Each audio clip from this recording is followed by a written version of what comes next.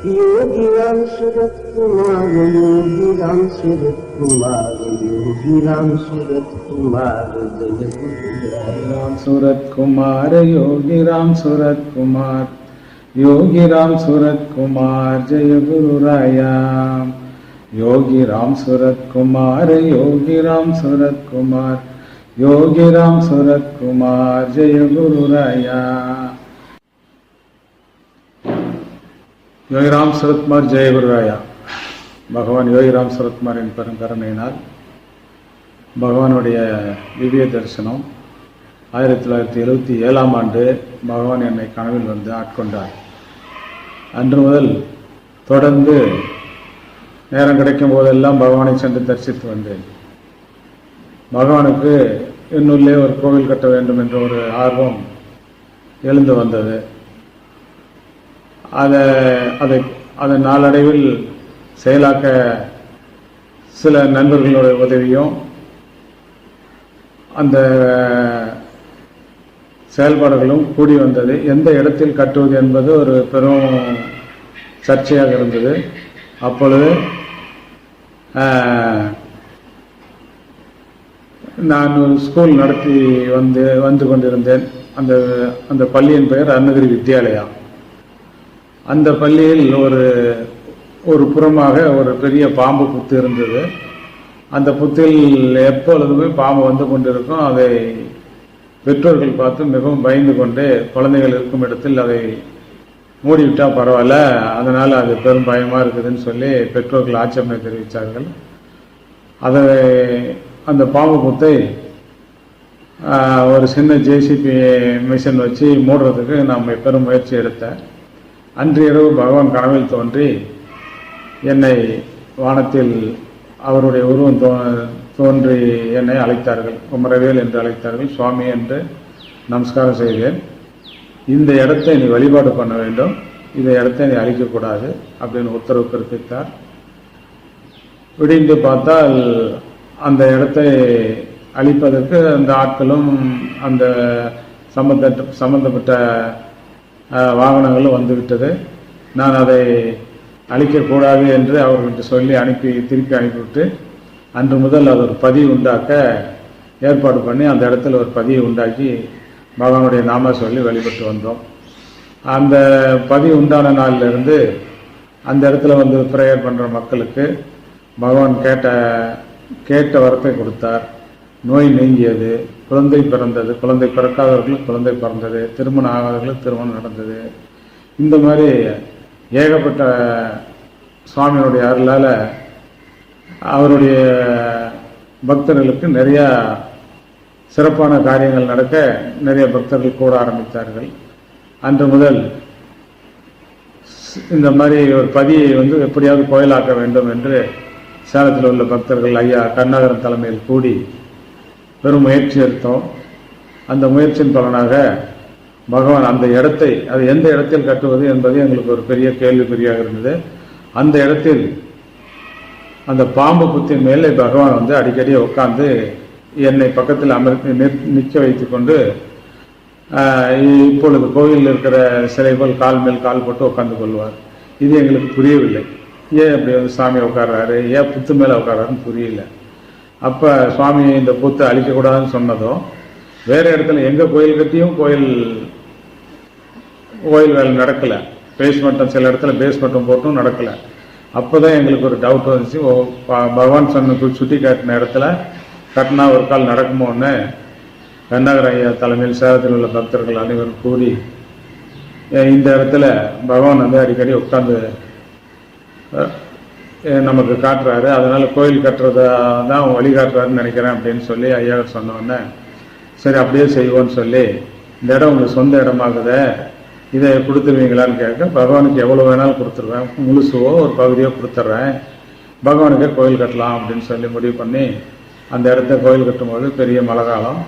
அந்த காலத்தில் ஏறத்தாழ 2 மாதங்களில் பகவானுடைய கோயில் சிறப்பாக அமைஞ்சு போச்சு. ஏற்கனவே ஒசூர் சரவணன் சார் மூலமாக பகவானுடைய சிலை ஏற்பாடு பண்ணி வைத்திருந்தோம்.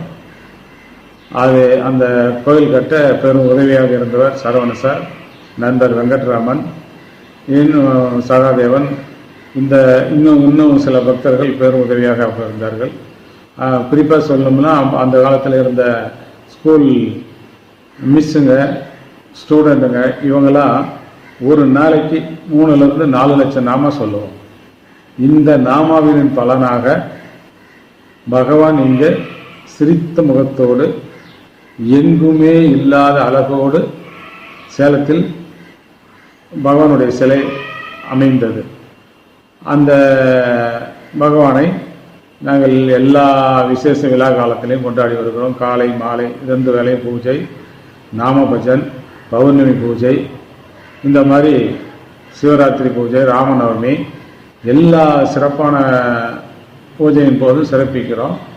அதே மாதிரி பகவான் பிறந்த ஜெயந்தி அன்று ஏறத்தாழ அன்று மட்டுமே ஒரு 1000 பேர் கூடுவார்கள். காலை யாக பூஜை ஆரம்பித்து மாலை வரை பல நிகழ்ச்சிகள் நடத்தி அன்னதானம் சிறப்பாக நடக்கும். இது இப்படி பகவான் இங்கே இருந்த நாள் முதல் அரிய பெரிய செயல்கள் நிறைய செய்து கொடுத்துருக்கிறார். அதாவது குறிப்பாக எங்கள் பொண்ணுக்கு பிரசவம் அன்று சுவாதி நட்சத்திரம். நான் சுவாதி நட்சத்திரம் ஒவ்வொரு சுவாதி நட்சத்திரத்துக்கும் திருவண்ணாமலை சென்று பகவானுக்கு பாத பூஜை செய்து விடுவேன். அன்றைக்கு நான் திருவண்ணாமலை புறப்படும் போதே என் பொண்ணு, அப்போ எனக்கு வயிறு வலி ஆரம்பிச்சிருச்சு. நான் இங்கேயே இருக்கவா இல்லை நான் போயிட்டு வரவாங்க, நீங்கள் போயிட்டு வந்துடுங்க அப்படின்னாங்க. அவங்க ஹாஸ்பிட்டலில் அட்மிட் ஆகி பிரசவத்துக்காக போகிறதுல ஒரு குறிப்பிட்ட நேரம் பார்த்துட்டு இதுக்கு மேலே சுகப்பிரசவத்துக்கு வழி இல்லை, ஆப்ரேஷன் தான் அப்படிங்கிற மாதிரி ஹாஸ்பிட்டல் சொன்னாங்க. எனக்கு தொடர்ந்து ஃபோன் பண்ணிகிட்டே இருந்தாங்க. நமக்கு ஆப்ரேஷன் வேணாம், தொடர்ந்து எப்படியும் பகவான் சுகப்பிரசவம் கொடுப்பாரு, நீங்கள் அங்கே நாம சொல்லிகிட்டே இருங்க, நானும் நாம சொல்லிட்டு வந்துக்கிட்டே இருக்கிறேன் அப்படின்னு சொல்லி ரொம்ப சீக்கிரமாக நான் வந்து சேலம் சேர்ந்துட்டேன். சேலம் சேர்ந்து ஆஸ்பத்திரியிலே கூடி எல்லோரும் நாங்கள் நாம ஜபம் தொடர்ந்து அங்கே பண்ணிகிட்டு இருந்தோம். மாலை 5, 6, 7 அப்படின்னு வந்தது. டாக்டர் பயமுறுத்திட்டே இருந்தாங்க. இல்லை, எங்களுக்கு நம்பிக்கை இருக்குது, நீங்கள் ஆப்ரேஷன் எல்லாரும் சுகப்பிரசவம் நடக்கும், நம்பிக்கையாக இருங்க அப்படின்னு சொல்லிட்டு வந்தோம். 7 மணிக்கு மேலே ஆச்சரியப்படுற அளவுக்கு இயற்கையாக சுகப்பிரசவம் நடந்துச்சு. அன்னைக்கு சுவாதி நட்சத்திரம். அன்னைக்கு பகவானுடைய நான் ஏறத்தாழ இதுவரை 200 பாத பூஜைக்கு மேலே பண்ணியிருக்கிறேன். அதனுடைய பலனாக பகவான் அவருடைய அம்சமாக இந்த சுவாதி நட்சத்திரத்திலேயே எங்கள் பொண்ணுக்கு ஒரு ஆண் குழந்தையை கொடுத்தார். அந்த ஆண் குழந்தை அந்த பிறந்த நாள் கொண்டே அவர் பகவானுடைய வேலை நாம சொல்கிறது, அவருக்கு பூஜை பண்ணுறது, அந்த மாதிரி நல்ல ஈடுபாடில் அந்த குழந்தை இருக்குது. இது மாதிரி இன்னும் வந்து குறிப்பாக சொல்லிட்டே போகலாம். கேன்சர் நோய் வந்த ஒரு டீச்சருக்கு அவங்க சாரதா வித்யாலயா வேலை செய்கிறாங்க, அப்போ வேலை செஞ்சாங்க, இப்போ பாலமந்திரியில் வேலை செய்கிறாங்க. அவங்களுக்கு கேன்சர் நோய். அப்போ நாங்கள் கோயிலே கட்டலை, அந்த பதியிலே தான் நாம் சொல்லுவோம். அவங்க வந்து சொல்லி அழுத போது நாங்கள் எல்லாம் கூடி ஒவ்வொரு வெள்ளிக்கிழமையும் தொடர்ந்து நாம் சொல்லி ஒரு 2 மணி நேரம் சொல்லுவோம். மற்ற நாள்லாம் டெய்லி 1 hour சொல்லுவோம். இப்படி சொல்லிட்டு இருந்தது அவங்களுக்கு பூர்ணமாக குணம் ஆயிடுச்சு. அப்போ பார்த்தீங்கன்னா இன்னைக்கு கிட்டத்தட்ட அவங்க அதுக்கு பின்னால் இன்னைக்கு 20 ஆண்டு காலமாக 2 குழந்தைகளை பெற்று வளமுடன் நலமுடன் வாழ்ந்து கொண்டிருக்கிறார்கள். இந்த மாதிரி நிறைய சொல்லிட்டு போகலாம். திருமணம் ஆகாதவங்களுக்கு திருமணம், குழந்தை இல்லாதவங்களுக்கு குழந்தை பிறந்தது. இந்த சுவாமி இந்த மாதிரி நிறையா பண்ணுறதுனால இப்போ இங்கே நிறையா பக்தர்கள் வர ஆரம்பித்து மார்கழியில் சிறப்பு பூஜை மற்றும் இந்த பகவானுடைய ஒவ்வொரு வியாழக்கிழமையிலும் காலை 5:30 மணி முதல் 6:30 மணி வரைக்கும் நாம ஜபம், இந்த மாதிரி சிறப்பு வழிபாடுகள் நடந்து கொண்டிருக்கிறது. பகவானுடைய பெருங்கருணையும் பேராற்றலும் இங்கு இருக்கிற சேலம் மக்களை வழி நடத்தி கொண்டு இருக்கிறார். இந்த இடம் ஏன் இந்த புத்து மேலே சுவாமி அமைச்சாருங்கிறது ஒரு சித்தர் பெருமான் வந்து எங்களுக்கு ஒரு பகலில் வந்து உட்காந்துட்டு இருந்தார். எங்களுக்கு தெரியாது, கோயிலுக்குள்ளே போனதுக்கு அப்போ அவர் என்ன பயந்துக்கிட்ட ஆச்சரியப்படுற அளவுக்கு ஒரு பயமாக இருந்தது அவரை பார்த்துட்டு. சுவாமி அப்படின்றதுக்கு இது என்னுடைய அப்பன் சித்தன், தலைமை சித்தன், சித்தர்கள்லாம் சித்தன் இவரை தரிசிக்க வந்தேன், நான் வந்து சித்தர் மலையிலேருந்து வரேன் அப்படின்னு சொல்லி சுவாமியோடைய பெருமையை சொல்லி பேசிகிட்டு இருந்தார். கொஞ்ச நேரம் சாப்பிட்றீங்களா சுவாமி அப்படின்றது, சாப்பிட்லாமா அப்படின்னு சொல்லி என்னை வெளியில் கூட்டிகிட்டு வந்தார். என்ன சாப்பிட்றீங்க எப்படின்னு சொல்லி கேட்கும்போது வெளியில் வந்து நின்றவர் எந்த திசையில் போனார் எப்படி மறைஞ்சாருன்னு தெரியல. அதுக்கு பின்னால் அவரை நான் பார்க்கவே முடியல. அந்த மாதிரி பெரு சித்தர்கள் வந்து நிறைய வழிபட்டாங்க. இன்னும் சுவாமியுடைய அதாவது சுவாமியினுடைய பக்தர்கள், சுவாமி நடத்திய லீலைகள், சுவாமி நடத்திய அற்புதங்கள்லாம் ஏராளம், எண்ணற்றவை. சொல்லி முடிய பல நாட்கள் ஆனாலும் சொல்லி முடிக்க முடியாது. அவ்வளோ அற்புதங்கள் செய்து கொண்டிருக்கிறார். இந்த இடத்த அவர் செலக்ட் பண்ணதுக்கு, சேலத்தில் எத்தனையோ இடங்கள், எத்தனையோ வசதியான பணக்காரர்கள், எத்தனையோ பக்தர்கள் இருந்த போதிலும் இந்த இடத்த செலக்ட் பண்ணது, இங்கு அந்த பகவான் அமர்ந்துள்ள இடம் மிக சிறப்பு வாய்ந்தது. அந்த இடத்துல ஒரு சித்தர்களோ அல்லது சிவலிங்கமோ இருக்குது. அதனால தான் வந்து உட்கார்ந்தாங்கிற மாதிரி அந்த சித்தரும் இங்கே வர பெரும் பக்தர்களும் அடிக்கடி சொல்வது உண்டு. அதனால தான் காடாக இருந்த ஒரு இடத்துல, புத்தா என்ற ஒரு இடத்துல பகவான் வந்து அமர்ந்திருக்கிறார். அடிக்கடி சுவாமியினுடைய இந்த சாமி அமர்ந்திருக்கிற இடத்துல மிகப்பெரிய பாம்பு வரும். சில நாளில் பௌர்ணமி நாளைக்கே பகல்லே வந்து வாகனத்தை பாம்பு வந்துட்டு அது பாட்டில் யூஸ்வலாக வந்துட்டு யூஸ்வலாக போயிடும். யாருக்கும் எந்த தொந்தரவும் கொடுக்கறதில்ல. இதுவரையிலும் அந்த பாம்புனால யாருக்கும் எந்த பிரச்சனையும் வந்ததில்லை. அது பாம்பு உருவானது இங்கே இருக்கிற அந்த மூலஸ்தானம், அந்த புத்து, அதுதான் வந்து ஆதாரமே. அந்த மூலஸ்தானம் கிட்டத்தட்ட பார்த்தீங்கன்னா எங்கள் 2-3 ஜெனரேஷனுக்கு முன்னே இருக்குது அந்த இடம் புத்து. அதனுடைய